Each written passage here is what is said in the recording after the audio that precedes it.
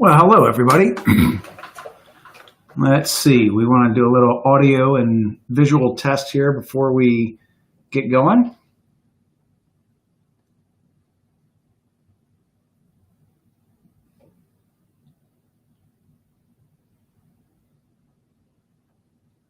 I know we had a few people that joined us on the webinar, and we've got a little title card up there. It might take them just a few minutes to join in, so I'll give everybody just a few minutes to join on.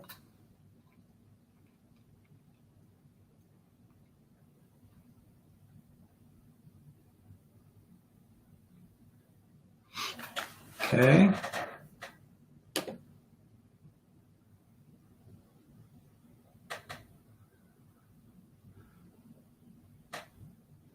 Okay, so it looks like we have some people joining on from both Facebook and on YouTube. So we'll get started here.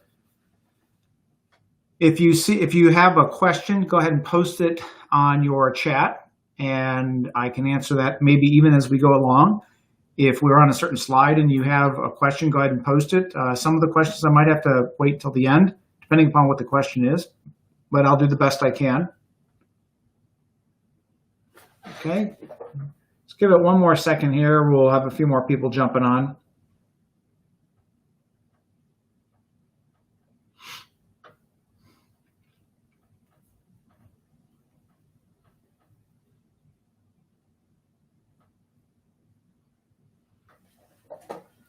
Okay, so we're going to get going here.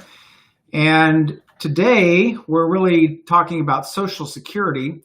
And let me just jump on here. Social Security really is the issue that we have to be careful of because there's a lot of misinformation out there about Social Security.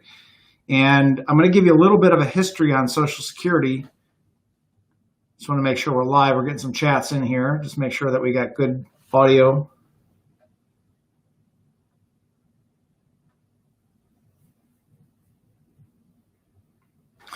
Okay, looks like we're good to go. And let's see here. Okay, so we are gonna talk about the Social Security history and where we are today with Social Security. And this might affect many people in their 50s, maybe their 60s. And certainly some of the things we're going to talk about the options within Social Security might affect some of those people that are even in their late 60s or 70s.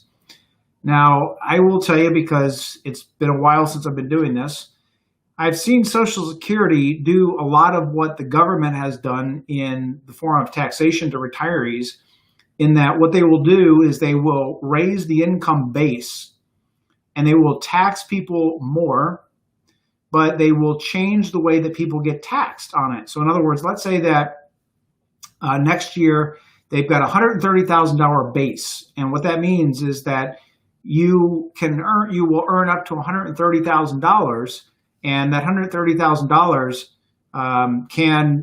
you're going to pay your Social Security or your FICA taxes on that $130,000. However, when you go to retire, there is a certain limit on what you're going to pay taxes on. So as an example, they haven't much changed that in the last 10 years. It's been around the $20,000 or $30,000 range if you're single, and $30,000 to $40,000 range if you're married, filing jointly.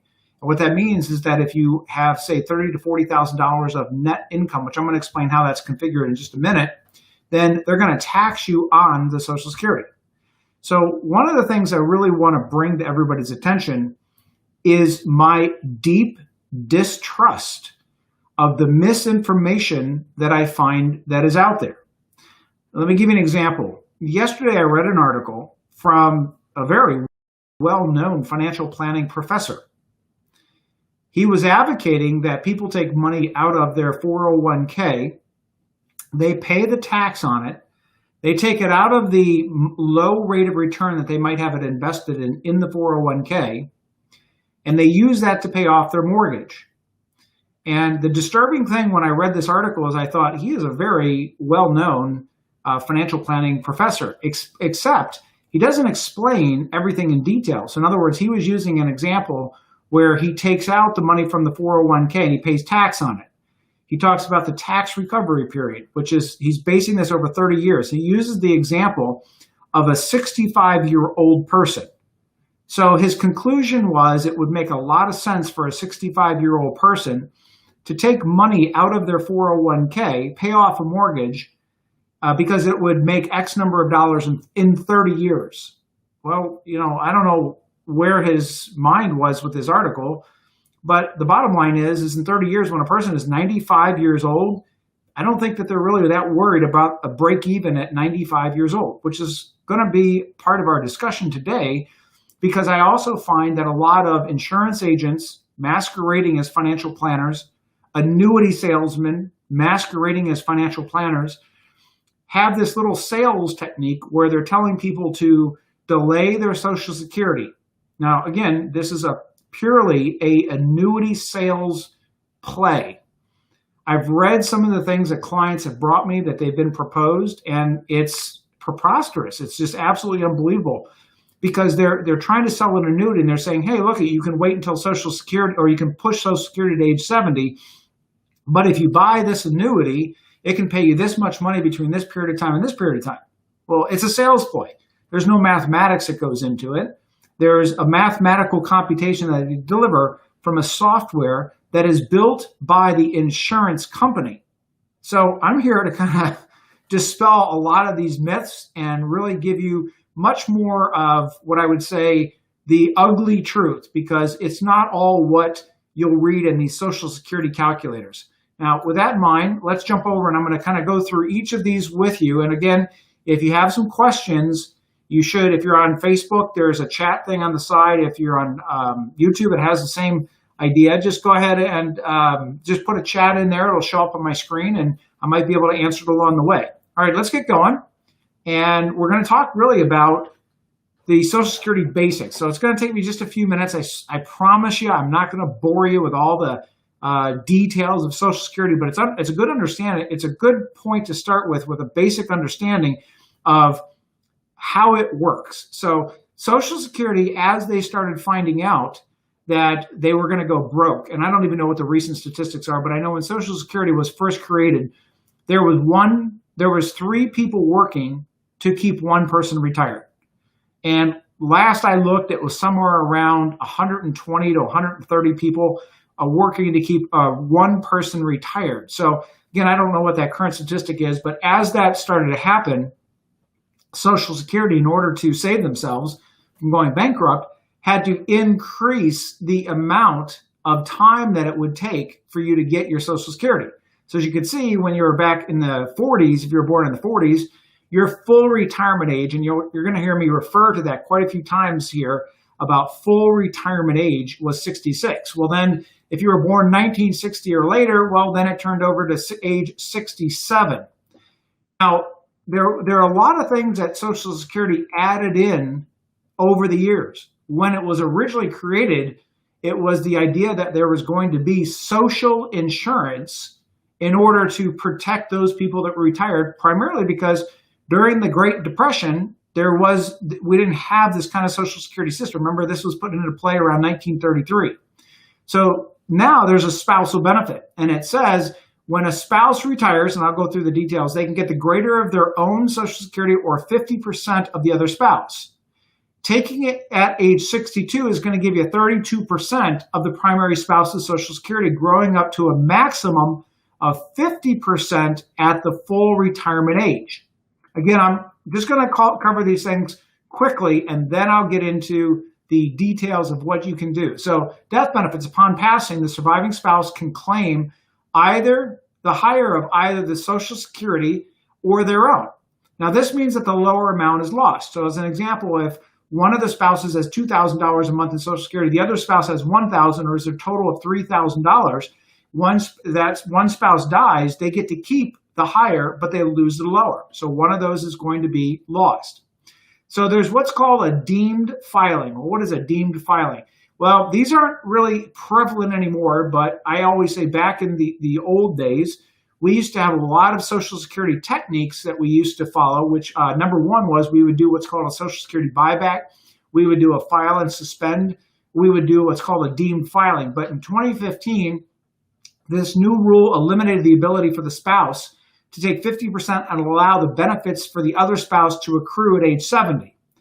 And again, I think this is important to understand because as time has gone on, the government has tried to change the way that we take our benefits from Social Security. They had originally put rules in place, but because of the lack of money that they have going through Social Security, it's been pretty hard well, I guess the bottom line is if you look at the numbers, Social Security is supposed to go back to year 2035. Now with this multi-trillion-dollar bailout, it's probably going to be a lot shorter unless they shore that up. And what will they do? They'll just print more money and they'll change more rules and they will basically do the Robin Hood thing. The Robin Hood thing is they steal from the rich, give to the poor. And in this country, it's not just you didn't get rich because, well, I shouldn't say that. There's some people that get rich because they inherited, but a pretty small percentage. And you know what? There's karma there too, because the people that inherit money or win money, they quickly lose it. What are the statistics on people that win the lottery? 4 out of 5 of them have lost within 36 months everything that they've won. It's high suicide rates, high psychological disorders.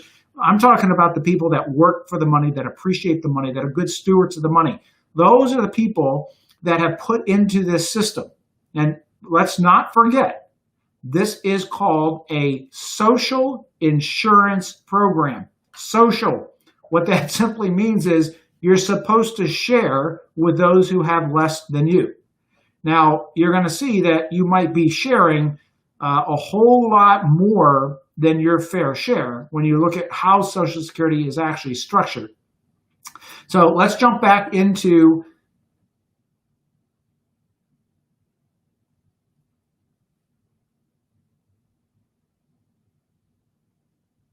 well, that's an interesting screen. And if we didn't have,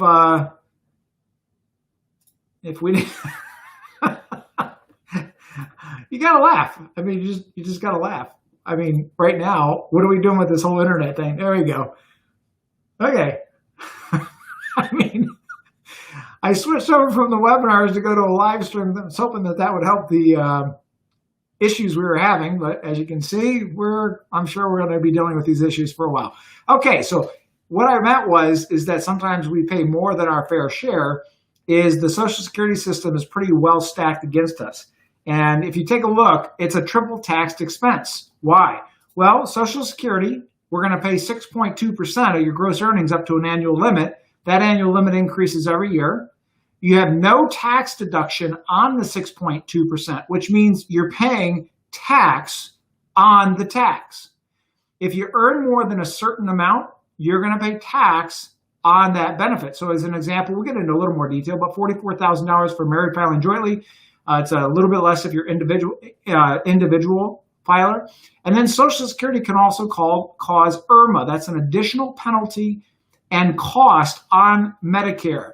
Now, what am I talking about? Well, if you earn more than a certain amount, you're actually going to pay tax on your Medicare.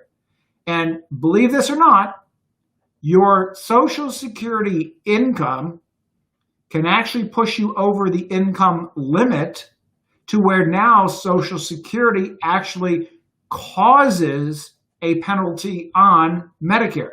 Now, what do I see as the biggest culprit? IRAs, and that's a whole other discussion. But again, when we talk about Social Security, we have to understand the penalties that we're taking because of the way it's taxed. So now let's talk about the taxation. Social Security uses a very interesting calculation called modified adjusted gross income. And modified adjusted gross income, or MAGI, as we refer to it, takes 50% of your gross Social Security. So I'm going to round up for just a second. Let's say, as an example, you have got, say, $40,000 a year in Social Security, and your wife has $40,000 a year in Social Security. You've got $80,000 a year in Social Security. It's actually about $38,000. I'm just using this as an example. So that means we're going to count $40,000 towards MAGI, okay? All municipal bond interest. So for those of you that are out there that you believe what the broker told you, and again, this is the issue, is where people go to these banks, they go to these brokerage houses. There's all these TV commercials about these great money managers, and they call them up and they'll say, well, would you like some tax-free income? Oh, yeah, I hate paying taxes. Let me just get some tax-free municipal bonds. And what they don't understand is that a tax-free municipal bond inherently has a lesser rate of return than a municipal bond. Now, I'm going to give you just an example. Let's say that I have a 6% corporate bond that's taxable. The equivalent of that might be a 4% municipal bond. So I got 6 corporate, 4 municipal. So what that means is that if I am, say, in a 20% tax bracket and I earn 6% on my corporate bond, I'm going to take off 1.2%. So I'm going to net 4.8%, which is still a higher net than the municipal bond is. So don't be always led to believe that just because a municipal bond has tax-free interest that you're going to be better off. However, when it comes to Social Security, they're going to take that municipal bond interest, which is supposed to be tax-free, and they're going to do a side calculation, which is what you've heard me talk about over and over again, about how they will tell you that there's no increase in the tax bracket, but behind the scenes, they're sitting there calculating or changing the calculations so you're paying more tax, but they can legitimately, legally, and truthfully come back and say, we didn't increase your tax brackets, but what they did do is they changed the amount of tax that you actually paid. And again, this is one of the issues is with modified adjusted gross income, they can do that. So when we're talking about municipal bond interest, that has to be added back in. And that is going to be added to all of your other adjusted gross income. Now, individuals, when you total those 3 things up, that are earning between $25,000 and $34,000 a year, you're going to now pay tax on 50% of your Social Security. If it's above $34,000, you're going to pay tax on 85% of your Social Security. And ready for this one? Married filing jointly between $32,000 and $44,000, you're at 50%. As soon as you exceed and you go back to $44,000, you are now paying tax on 85% of your Social Security. And this is what I was talking about before. It's triple tax. You pay the 6.2% out of your paycheck. You don't get a deduction for that. So that means that you're paying tax on the 6.2%. Then when you get to Social Security, you're also, yes, you could say that a person is not going to get taxed on their Social Security. But the bottom line is, to get away with zero tax, you have to be under a total, including 50% of your Social Security, of $32,000 a year. Now, poverty level is about $22,000 to $23,000 a year. So I could claim truthfully that there are going to be some people that don't pay tax on their Social Security. But the bottom line is, anybody that's in the middle to middle upper class, they're always going to pay tax on their Social Security. Because how does a person, a married filing jointly, even if you spend $600 to $800 a month on food and utilities, you got 30% of your annual food utility budget just towards the tax calculation. So it's going to be pretty hard for that person to or to get away without paying the tax on things. Now let's talk about health savings accounts. One of the benefits that you can utilize is putting away into a health savings account. However, once you claim Social Security and you get on Medicare, you're no longer allowed to have a health savings account. Now, the buybacks, you can buy back up to 12 months. This means that if you claim Social Security and you later analyze it and you find out that it was to your benefit to delay, small percentage of people, I would say, but there might be some, you must pay back all the benefits received if you take yourself back out of it. Let's cover a couple more details before I get into the strategies. Working in retirement. So when you earn taxable income while you're taking benefits, if you're making more than $18,240, anything that's over $18,240, you are going to pay a 50% penalty. Well, let me correct that. You don't pay it. Technically, what you do is you lose for every dollar that you go, or for every $2 that you go over the $18,240, you'll lose $1 in Social Security benefits. So the example is if you're 63 years old, you're making $30,000 a year, the amount that you're over is $11,760. So you have a penalty of $5,880. If your full retirement age was age 66, the penalty is 33% higher in that year. Now, once you're over FRA, there is no penalty. However, there's a little bit of a benefit. The penalty does get credited to your Social Security record. So when you do become full retirement age, you do get a higher income. So it's not a complete loss. So now we're going to get into the delay now, or delay it or take it now. So let's talk about what the benefits are of delaying it. If we delay, and let me just kind of give you the oversight as to what I mean by delay. So let's say, as an example, you are, let's use an example, you're 65 years old, and at 65 years old, you say to yourself, hey, I read this article, or this annuity salesman visited me, and I was told that if I delay my Social Security until age 70, because there's no benefit after age 70, I'm going to get an 8% return on my money. Now, this is where you have to do the calculations, because people can manipulate the numbers. I talk about this all the time. When people look at rates of returns, and what they'll do is they'll pick the lowest period of time to start the rate of return calculation, and then they'll look like absolute geniuses. But people that don't understand, looking underneath the hood and saying, well, wait a minute, when did you start this calculation? Same thing with Social Security. I see these ads from insurance companies, annuity salespeople, from life insurance salespeople. There's all kinds of gimmicks where people come up with this information and they twist it just enough where the average person doesn't understand it and they think that they're making a wise financial move, and it's a complete, utter blunder. Let me give you an example. You see an article, you see an ad. It says, earn an extra 8% growth on your Social Security. Average person's going to go, hey, well, what the heck? I'm earning 0.5% on my money market. And they come up with a solution. Now, again, I've talked about this with Roth conversion calculators. You go online and there's all these Roth conversion calculators. Most of those are put out by the investment companies, the mutual funds, and the banks. The calculators, the way that they create the math is not incorrect.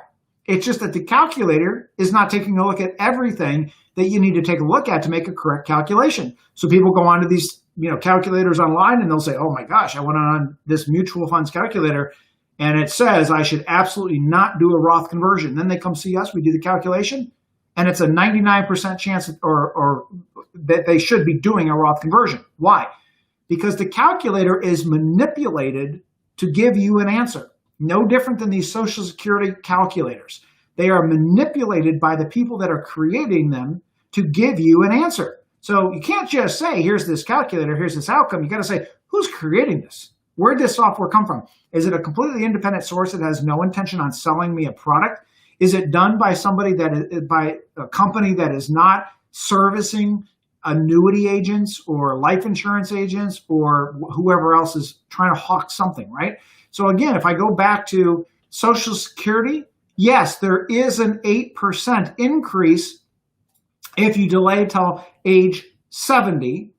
And let me give you an example of this. Let's say that if I'm at age 66, and let's say that I was going to get $2,000 a month, and again, this is right at the beginning of 66. So you're going to see in a little bit, I'm using age 65 as another calculator because you might be FRA at 66.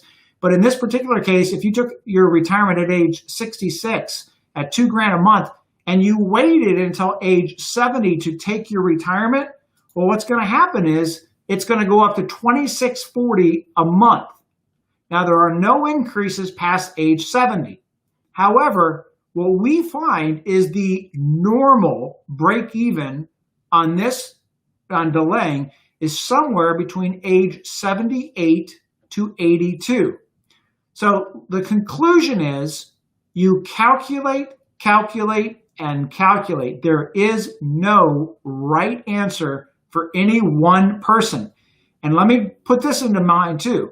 The calculations are also a balance between just a calculation and an emotional side. And what I mean by that is, if you attended my webinar that I did last night, where I talked about taking the maximum amount of income throughout your lifetime.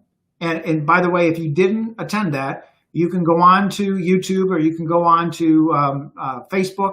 As a matter of fact, I'm not sure if you can, I guess you could look up the past videos on Facebook. I just haven't done that, but it's much easier just going to the YouTube channel.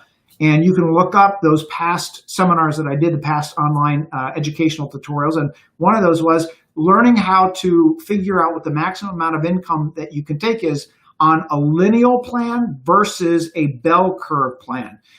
And I talked in extensive detail about, hey, what happens if you live to you're 85 years old and you've got all this extra income coming in, but you aren't mobile, you're not healthy, you're not going to see it. And all you're really going to do is leave a giant lump sum to your heirs.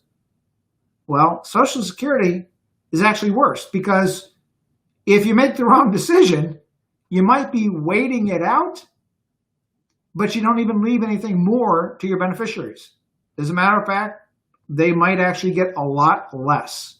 Let me explain what I mean by that. When I talk about Social Security, and I'm talking about the amount that you are taking out, you got to calculate the amount, but then you got to calculate maybe there's some other things that I can do with that money during my lifetime.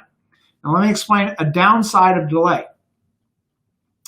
Social Security goes to an income-based benefit plan. What if what if they go to something where it says, hey, look, if you have dividend income, rental income, pension income of greater than a certain amount, then we're going to reduce or eliminate your Social Security. I can't repeat enough. This is called social insurance. It is designed for those who have less. Now, I will admit, without a doubt, there are people out there that need help. They are physically disabled. They are mentally disabled. They have issues that are in their lives that were far beyond their control. However, the rental property business taught me a lot about those people who are perfectly physically capable and mentally capable of going out and earning a living. And I'll give you one small example of that. I had one building, and one day I showed up because I was meeting one of the repair people there, and I saw this little placket of this paper on the front door of 6 different names. And they said, this little thing said, all these people live here. I didn't know any different. And so what happened was, I was working with another financial planner at the time, because again, I had my full-time practice, and I went and told him this, and he said, you don't know what's going on, do you? I said, no. And he said, my mom is a welfare investigator. I said, well, I don't understand. He said, so what people do is they don't want to go to work. So what they'll do is while they're younger, they'll claim welfare, Section 8 housing, food stamps. They're perfectly physically capable of working, just like you and me. They're perfectly mentally capable of working, like you and me. But they make a decision, and they make that decision not to go to work. And in this case, the way they were doing it was they had 6 different families. One renter was renting from me. But what these other 6 people did is they claimed on welfare and Section 8 housing, and they claimed that address as their address. So they would go apply for Section 8 housing. They would go apply for, now, if you understand Section 8 housing, the check, now this is back when I owned rental properties. I don't know if it's the same today. Back then, the check could be demanded by the tenant, which means the tenant could cash it, and the tenant could use it and not pay the landlord. And so they were using my one address on one of my rentals to collect all these different checks for all these different people. And so when we talk about Social Security, again, we're talking about a social insurance program that is supposed to be used for those people who need it. Now, unfortunately, the government probably just does not have the time, the technology, whatever it is, to prevent all of those people that either A, are scamming the system, or B, they're perfectly able mentally and physically to go to work, but they make a decision not to. And here's what the difference is. When you and I decide that we're going to work 50, 60, 70 hours a week, and we are making a decision to contribute, to work hard, to save money, to be good stewards of our money, but then a social insurance program comes in and says, we're going to take from you because you have more. And what did that New York representative, I think they refer to her as OC, she came out and she said, hey, let's just get this stimulus package out to everybody right now for the virus. And we will, as in her own words, claw it back from those people who have it, who don't need it. Now, again, that just inflames me, because how does the government decide if you need it or if somebody else needs it? Now, does that mean they're just going to take it out of our accounts? Does that mean they're going to increase our taxes? Does that mean they're going to say you have so much money that you've saved over your lifetime, and because of this virus, we're going to take more back from you forcibly? Now, I'm a very charitable person, but I like to make a decision on the charities that I give the money to. As an example, years ago, we had a United Way where the CEO was making $2.2 million a year. That's not a charity I want to give to. Now, that's changed, but I don't want to give it to a charity that is paying that CEO that much money. I want to choose my charities. I don't want the Social Security system. I don't want the IRS to choose where my money goes. That's why I love doing what I do, because through legal plans, we can make a lot of our own decisions. Now, we can't just eliminate Social Security or eliminate taxes, but we can, through good strategic planning that follows the laws, reduce Social Security, I'm talking about the tax, reduce Social Security tax, reduce income tax, and that allows the person to give charitably to who they want to. So as an example, you might have a disabled child. Well, would you rather pay more to the IRS and more to Social Security so they can give it to who they want? And a lot of those people who they're giving it to, the either A, is because they just don't work, they don't want to work. They're lazy. I hate to say it, they're just lazy. I don't want to give to those people. Now, the people that are mentally or physically disabled, those are the kind of people I want to give to. But charity begins at home. So you might have a disabled child. Well, wouldn't you rather have the choice of giving that money to that child first and taking care of them instead of letting the government take care of them, and then the government telling you exactly how much you have to pay in Social Security and in tax? Because again, it all goes back into one giant charitable fund. And that's why I'm saying you got to be careful of this Social Security issue, because if they go to an income-based, and I'm going to jump back into that presentation here, if they go to an income-based or an asset-based program, these people that sit there and delay, they're going to be sadly disappointed. They've already done it with Medicare. I mean, Medicare, they have an income-based program. If you earn too much, they're unfortunately going to take back from you by charging you more money on your Medicare. And it was interesting because I had, I got to tell you this funny story. Well, it's funny only because it's not you or me, but when we were back in Los Angeles, I had a client come in, and he was with a large brokerage company, and he came in for us to do some of his tax planning. Now, I'd never done his tax returns. We hadn't managed his money at that point, and this had happened the prior year. Now, he had retired, and he had a very large stock option. And he came in and he says, I just don't understand this. He said, we just got a $6,000 increase in our Medicare. And I'm just bewildered. I don't understand why this is happening. Now, while he was a very smart man and he was the ex-CEO of a very large company, taxes and his personal finances were just not his gig. So I said to him, I said, Barry, this is pretty simple. You got this brokerage company. When you retired, you had stock options. They advised you to sell the stock options. That's a whole other story. About what they charged him to sell the stock options. It was, off the tangent here, he could have gone to a discount broker and paid $45 in a trade fee. He paid $18,000 in a trade fee to this large brokerage firm to do exactly what a discount broker could have done for $45. Anyway, that's another whole other story.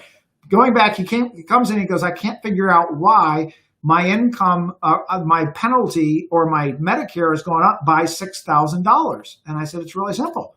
You're a broker who calls themselves financial and wealth managers, which kind of cracks me up because in the bottom of the statement, it says, we don't offer tax advice or legal advice. Well, what the heck kind of wealth manager are you? Just call it what it is. You're a stockbroker. I mean, that's what you were for 50, 60 years. And why are you calling yourself a wealth manager now if you don't look at taxes? Because this guy sold the stock options. And then what he did, what that did is caused too much income to come in, which now caused a 2-year penalty on my new client. And when I showed him that, he was bewildered. He says, I don't understand. I said, well, this is what it is. They had to go to this system because they were going broke. So they got to put an income-based penalty in. So for those of you that are sitting there waiting to take your Social Security because you're saying, well, I'm going to get 8% per year. Well, how do you know it's going to continue to come in like that? How do we know Social Security doesn't go bankrupt and they switch the system? How about if they eliminate the increase to save on money? They've done a lot of different things to save on money because the system is broke. How about Social Security reduces spousal death benefits? They become an asset-based test. There's a lot of countries that do this now where they'll say, if you have so much money, you're not entitled to the country's social insurance. What happens if you die before the break-even age? That's the big one that I see. And what happens if you live to the break-even age? Will you really enjoy it? And your beneficiaries give up the cash between the time you're eligible and age 70. So let me give you an example of that. We're going to use an example of lost capital. So let's say we have a person and let's say that they're age 65, which is their full retirement age. Let's assume that at age 65, they're eligible for $2,000 a month or $24,000 a year. Let's go on to assume that if they waited until age 70, they would get $2,650 a month or $31,000 a year, or $7,680 more every single year. Now, this is what I really want to point out. If you look at these numbers right here, this is how a lot of people are doing their calculations. What they're doing is some insurance agent or they read some article on the internet and they'll say, wow, why wouldn't I wait? Look at this. I'm going to get $7,000 more per year. It doesn't make any sense for me to take it right now. And this is where people will make that kind of decision. However, let's continue the analysis here. If you took the benefit at age 65 and you died the day before age 70, you would have accumulated $120,000 over the same 5-year period of time. If you die, the government keeps the money, meaning if you could have taken it at age 60 and you wait until age 70, you die at 69 years, 364 days old, then the government pays out nothing unless you're married. However, if you looked at it and said, how long would it take me to break even? Well, here's where people make a mistake on break even. They're not using what they could invest into or the enjoyment factor that they might get out of that money. So it would take 15 years to break even, or around age 85. And here's what the computation is. If I took $2,000 a month and I invested it at 7% over 5 years, it's $120,000. At age 70, I obtain an additional $7,680 if I waited, right? So now it's going to take, it's a simple factor, right? I take $7,680, I divide it into $120,000, and how long does it take me to break even? It's 15 years to break even. Now, I don't know about you, but the bottom line is we don't know how long we're going to live. I mean, this virus is the perfect example. Young, perfectly healthy people. I mean, what are we up to? Close to 100,000 people in like 5 weeks or 7 weeks or something like that have passed away because of this tragedy. And it's not just that. It is what happens if we get to that age of 70 and let's say that you can't enjoy it anymore. Let's say that you're not mobile. A lot of people say, but I'm the pillar of health. Well, you might be. What happens if a spouse gets sick? You can't travel. I've got some clients that, they're perfectly healthy, but they have 6 spouses. So they can't jump in an RV. They can't jump on a cruise ship. They can't jump on an airplane and go around the world. So that extra money, while you can utilize it and enjoy it, can be a benefit because, again, we don't know what the outcome of Social Security really is going to be. But let's take a look at what some of the other options are that you can take with that money if you don't need the income. Well, you could claim Social Security early, meaning as soon as you get to FRA, or it could even be earlier, and you could invest that money. You could claim early and use the income to buy real estate. Really simple. Some of you have attended the one recent webinar. If you haven't, you can go to Facebook and find it, or you can go to YouTube, our YouTube channel, H&H Retirement Design and Management, find it. And I talk about buying real estate while the market is down. And, I'm not coming to this party late. Just within the last week to 2 weeks, there's all these articles out. There was one this morning about how the guy is, he's now bidding 30% down on properties. People are taking properties off because they don't want to sell them, or the market is starting to come down. If you followed my economic mapping, I said 6 months to 9 months to 10 months, we're going to see a massive downsize or crash in the retail commercial space. We won't see that as much in the retail space until after the forgiveness of the foreclosures is gone. And that's 1 year. So we got 11, 12 more months to go. So when that happens, we want to be ready. So if a person is on the edge right now and they say, I don't know, maybe I'll just wait till age 70 because I was told by my annuity salesperson that I should buy that annuity with my extra capital, and I should wait till age 70 to take my Social Security. Again, one of the reasons I think I stay so interested in this business is it's like a carnival every day. The things I see are just so interesting, and I'm bewildered most of the time. So that is not a great idea. Why? Well, we already talked about that in a prior example of the annuities will probably make 1.5% to 2.5%. And if you die before you get to that maximum age, they keep the Social Security. So what I would advocate is if under the right calculations, again, you should be talking to your financial planner. Under the right calculations, what you should be doing is saying, well, maybe instead of buying that annuity with my lump sum, maybe I got a little bit of a down payment for a rental property, for a second property, a vacation property.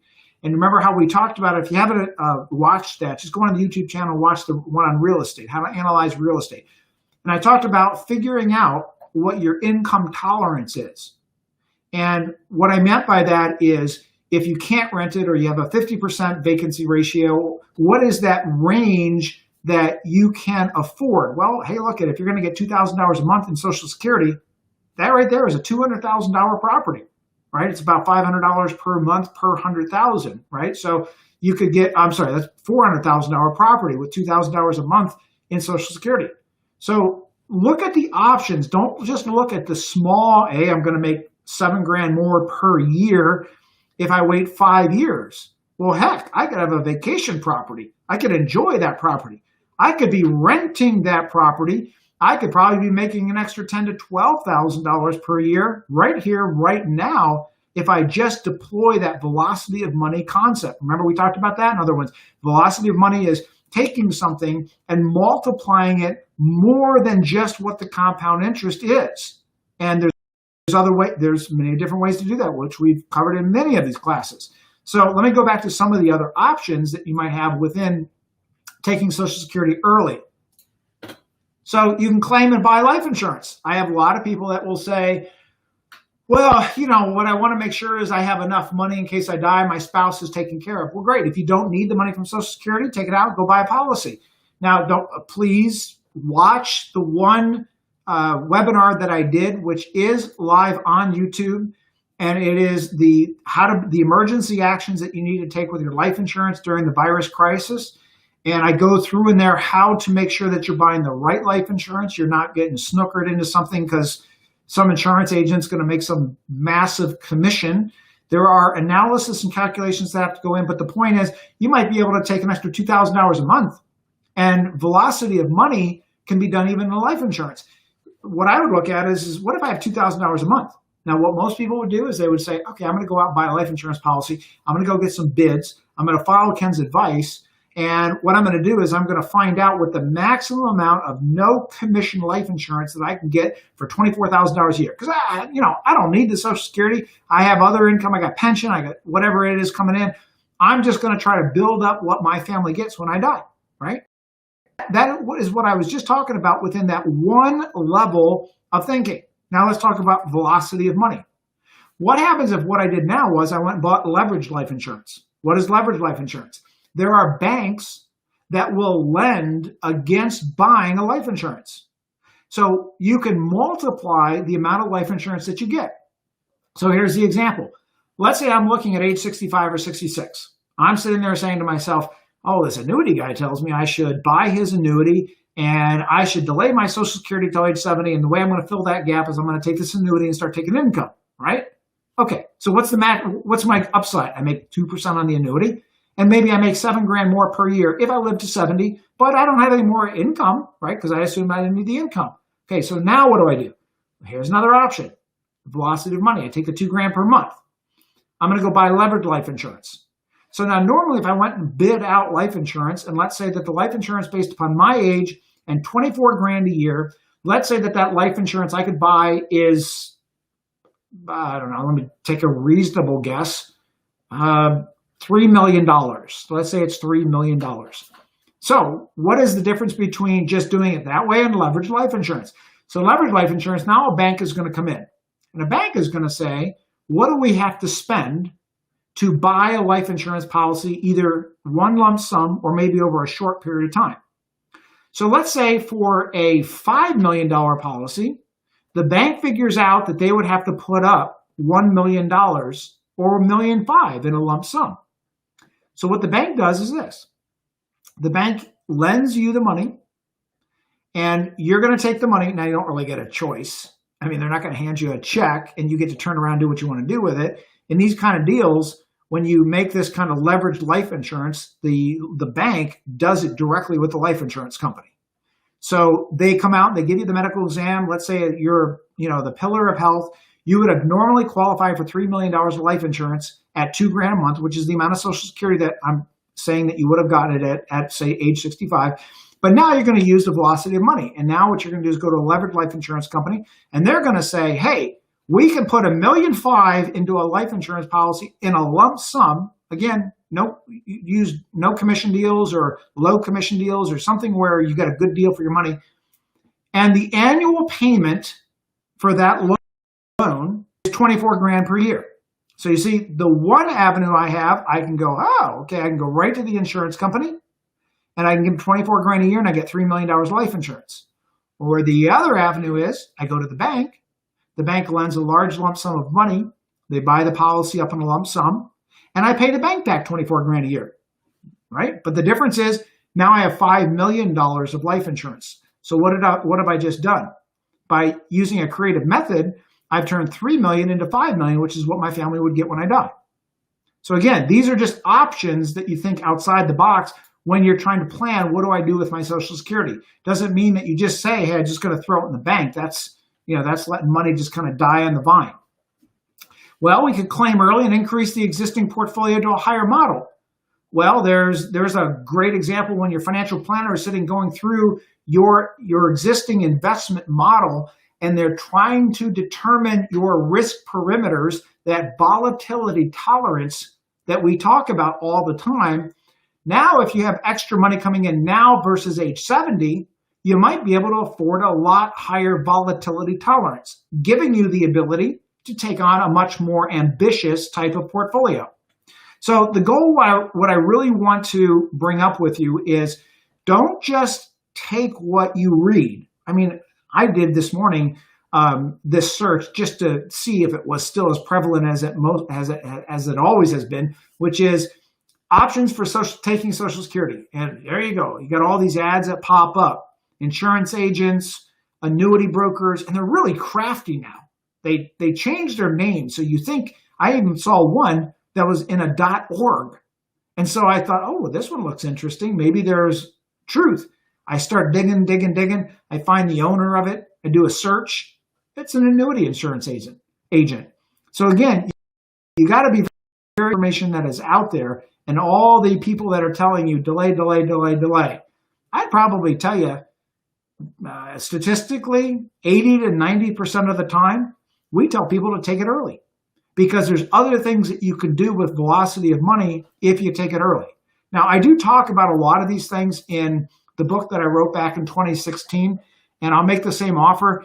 If you haven't received this book, because I know a lot of people are stuck at home and they're having a tough time just, being able to just kind of not have cabin fever. We had some extra books that we had from the publisher.